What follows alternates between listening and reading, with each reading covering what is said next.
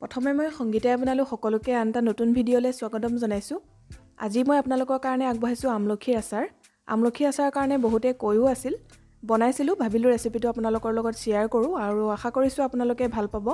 কিদৰেনো বনাইছোঁ জানিবৰ কাৰণে ভিডিঅ'টো সম্পূৰ্ণৰূপে চাই থাকিব। তেতিয়াহ'লে দেৰি নকৰি বলক আজি ৰেচিপিটো আমি আৰম্ভ কৰোঁ। আচাৰ বনাবৰ কাৰণে এয়া মই অলপ আমলখি ভালদৰে ধুই লৈছোঁ। ইয়াত প্ৰায় 1 কেজি মানেই আছে আৰু আমলখিকেইটা গছৰ পৰা 3-4 দিনমান হ'ল, সেইকাৰণে অকণমান দুটা এটা মাজে মাজে কোলা পৰিছে, যিহেতু আমলখিত বহুত আইৰণ থাকে, পটককৈ কোলা পৰি যায়। আৰু এয়া মই প্ৰথমতে সিজাই ল'ম, তাৰ কাৰণে কেৰাহীত আমলখিখিনি লৈ ল'লোঁ আৰু লগতে পানী দিছোঁ। ইয়াত মই 1.5 গিলাচমান পানী দিছোঁ। পানী বহুত বেছি দিব নালাগে, অকণমান ডুব যোৱাকৈ পানী দিলেই হ'ব। আৰু যদি আপোনালোকে সিজাই পেলাই বনাব নিবিচাৰে তেতিয়াহ'লে 4-5 দিনমান নিমখত দিও ৰাখিব পাৰে। যেতিয়া কোমল হ'ব আমলখিখিনি তেতিয়াও আচাৰ বনাব পাৰিব একে পদ্ধতিতে। মই সোনকাল হ'বৰ কাৰণে এয়া আমলখিকেইটা সিজাই ল'লোঁ। এতিয়া গেছ অন কৰি কেৰাহীখন পাতি দিলোঁ আৰু এতিয়া এইখিনি ভালদৰে আমি বইল কৰি ল'ম। ঢাকন লগাই দিছোঁ। আমলখিকেইটা যেতিয়া দুটা এটা ফাটিব তেতিয়াই গম পাব যে ভালদৰে আমলখিকেইটা সিজিলে, আৰু সিজাওঁতে হাই ফ্লেমতে সিজাইছোঁ। এইদৰে অকণমান চেক কৰি চাব সিজিছে নে নাই। এই আমলখিকেইটা ভালদৰে সিজিলে এতিয়া মই গেছ অফ কৰি আমলখিকেইটা নমাই ৰাখিম। এইদৰে ফুটা থকা বাচন এটাত ৰাখি থ'ব, যাতে ইয়াৰ এক্সট্ৰা পানীখিনি ভালদৰে নিগৰি যায়। আৰু এনেদৰে অকণমান সময় ৰাখি দিম। অলপ ঠাণ্ডা হোৱাৰ পিছতে আমি আমলখিকেইটা কাটি ল'ম। আপোনালোকে ইচ্ছা কৰিলে গোটা গোটাকৈও বনাব পাৰে। মই এইদৰে গুটিটো এৰুৱাই দিছোঁ আৰু একেবাৰে সহজ, কটাৰীৰে নাকাটিলেও হয়। এইদৰে অকণমান পিটিকি দিলেই ধুনীয়াকৈ এৰাই আহে আৰু গুটিটো মই এৰুৱাই দিছোঁ। আপোনালোকে নিজৰ ইচ্ছামতে এইখিনি কাম কৰি ল'ব। এয়া মই আমলখিখিনি সৰু সৰু টুকুৰা কৰি ল'লোঁ আৰু গুটিবিলাক এৰুৱাই দিছোঁ, লগতে যিবিলাক বেছি কোলা পৰি আছিলে সেইখিনিও আঁতৰাই দিছোঁ। এতিয়া আমলখিখিনি ৰ'দলৈ উলিয়াই দিছোঁ আৰু এটা ৰ'দত মই শুকুৱাই লৈছোঁ। আপোনালোকে চাই ল'ব, যদি ৰ'দটো পাতল হয় তেতিয়াহ'লে হয়তো 2 দিনো শুকাবলগীয়া হ'ব পাৰে। মুঠতে আমলখিখিনিত যাতে অকণমানো পানী ভাৱটো নাথাকে সেইটো মন কৰিব, কাৰণ আচাৰত যদি অকণমানো পানী লাগি থাকে তেতিয়াহ'লে আচাৰখিনি সোনকালে বেয়া হৈ যায়, আপোনালোকে জানেই।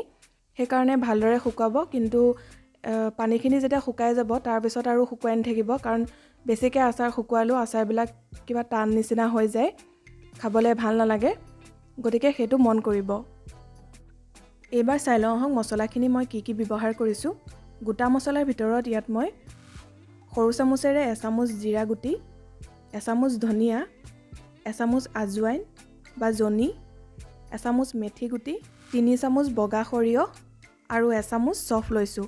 এইখিনি মই গোটেইখিনি সৰু চামুচেৰে জুখিছোঁ আৰু মই মছলাখিনি লিখিও দিছোঁ, কাৰণ এজন ছাবস্ক্ৰাইবাৰে কৈছিলে আগতে যে মছলাবিলাক লিখি দিবলৈ, সেইকাৰণে মই অসমীয়া আৰু ইংৰাজী দুয়োটাতে লিখি দিছোঁ। ইয়াৰ উপৰিও সৰু চামুচেৰে এচামুচ হালধিৰ গুড়ি, জোখমতে নিমখ, লগতে কাশ্মীৰী ৰেড চিলি পাউডাৰ 2 চামুচ লৈছোঁ, তেতিয়া আচাৰৰ ৰংটো খুব ধুনীয়া হয়। আৰু আপুনি আচাৰ যিমান বনাব বিচাৰে সেইমতে মছলাৰ পৰিমাণবিলাক লৈ ল'ব, আৰু এইখিনিয়ে দিব লাগিব বুলি কথা নাই, ইয়াত আপোনালোকে কম বেছিকৈ মছলা ব্যৱহাৰ কৰিব পাৰে। এতিয়া মই গেছ অন কৰি কেৰাহীখন পাতি দিছোঁ আৰু কেৰাহীখন অকণমান গৰম হ'লত ইয়াতে গোটা মছলাখিনি দি দিছোঁ। এতিয়া গেছৰ ফ্লেমটো কমাই ৰাখিছোঁ, কম জুইতে 2-3 মিনিটমান ভাজি ল'ম। এইদৰে লৰাই লৰাই অকণমান সময় ভাজি ল'ব, বহুত বেছিও ভাজি নেপেলাব, তেতিয়া আকৌ মছলাবোৰ তিতা হৈ যাব। যেতিয়া ধুনীয়া গোন্ধ এটা ওলাব সিমানটোলৈকে ভাজিলেই হ'ব। এইদৰে অকণমান মছলাখিনি ভাজি ল'লে খুন্দিবলৈ সহজ হয়। এয়া মোৰ মছলাখিনি ভজা হৈ গ'ল। এতিয়া গেছ অফ কৰি অকণমান ঠাণ্ডা হোৱাৰ পিছতে মিক্সিত খুন্দি লৈছোঁ। মছলাবোৰ বেছি মিহিকৈ পিচিব নালাগে, আধা খুন্দা কৰি ল'ব। আচাৰৰ মছলাবিলাক আধা খুন্দাকৈ দিলে বেছি খাবলৈ ভাল লাগে। আনফালে মই ৰ'দৰ পৰা আমলখিখিনি লৈ আহিছোঁ। আমলখিখিনি ধুনীয়াকৈ শুকালে, লগতে মই আচাৰখিনি জ্বলা হ'বৰ কাৰণে 5-6টামান জলকীয়া ধুই ৰ'দতে শুকুৱাই লৈছিলোঁ। এতিয়া জলকীয়াকেইটা মই সৰু সৰুকৈ কাটি ল'ম। আপোনালোকে যদি এইদৰে জলকীয়া দিব নিবিচাৰে তেতিয়াহ'লে জলকীয়া গুড়ি ব্যৱহাৰ কৰিব। মই ইয়াত জলকীয়া গুড়ি ব্যৱহাৰ কৰা নাই। কাশ্মীৰী ৰেড চিলি পাউডাৰটো বেছি জ্বলা নহয়, কেৱল ৰঙৰ কাৰণেহে দিছোঁ। এয়া জলকীয়াখিনি এনেদৰে কাটি ল'লোঁ। এতিয়া গেছ অন কৰি কেৰাহীখন পাতি দিছোঁ। কেৰাহীখন গৰম হ'লত ইয়াতে জোখমতে মিঠাতেল দিছোঁ।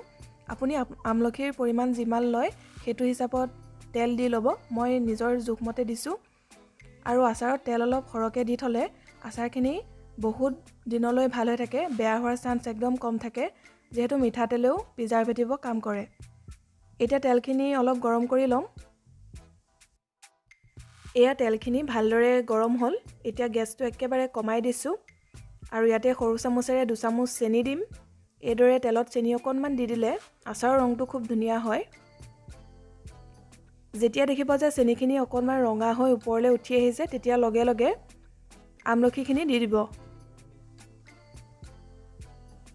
এয়া মই আমলখিখিনি দি দিলোঁ আৰু এতিয়া ভালদৰে লৰাই দিছোঁ গেছৰ ফ্লেমটো কমাই ৰাখিব এইদৰে কম জুইতে 2 মিনিটমান ভাজি লওঁ লৰাওঁতে সাৱধানে লৰাব যাতে আমলখিখিনি ভাগি নাযায় কাৰণ তেলত দিয়াৰ পিছত কোমল হৈ যায় এইদৰে যদি আচাৰবিলাক অকণমান ভাজি বনোৱা হয় তেতিয়াহ'লে বনোৱাৰ পিছতে আপুনি খাব পাৰে লগতে আচাৰখিনিও খুব ধুনীয়া কোমল হয়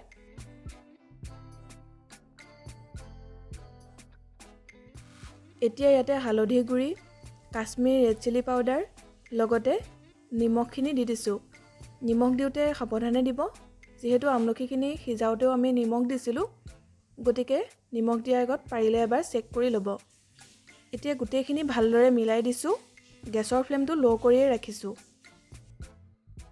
এইদৰে 1 মিনিটমান মই ভাজি ল'লোঁ ইয়াৰ পিছতে এতিয়া গুড়ি কৰি ৰখা মছলাখিনি দি দিছোঁ মছলাখিনি অকণমান শেষত যোগ কৰিব তেতিয়া গোন্ধটো বেছি ধুনীয়া হয় আৰু মছলাবিলাক দিয়াৰ কাৰণে অকণমান ফেন নিচিনা হৈছে কিন্তু পিছলে ঠিক হৈ যাব এয়া গোটেইখিনি ভালদৰে লৰাই দিছোঁ এয়া আমলখিখিনি এনেদৰে 3 পৰা 4 মিনিটমান সময় ভাজি ল'লোঁ বহুত বেছিও ভাজি থাকিব নালাগে এতিয়া ইয়াতে ডাঙৰ চামুচেৰে 2 চামুচ হোৱাইট ভিনেগাৰ দিছোঁ তেতিয়া আচাৰখিনি বেছি দিনলৈ ভাল হৈ থাকিব গোটেইখিনি ভালদৰে লৰাই দিছোঁ এতিয়া গেছ অফ কৰি বাটি এটালৈ কাঢ়ি থওঁ